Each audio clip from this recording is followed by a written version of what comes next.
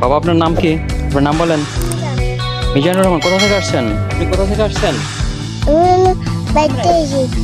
আপনার বাসা কোথায়? ধামরায়। তাহলে আপনি তো পার্কের পাশেই মনে হয় বাড়ি আপনার। হ্যাঁ, আপনারা কতদিন পর পর আসেন? এক সপ্তাহ পর। এক সপ্তাহ পর পর আসেন?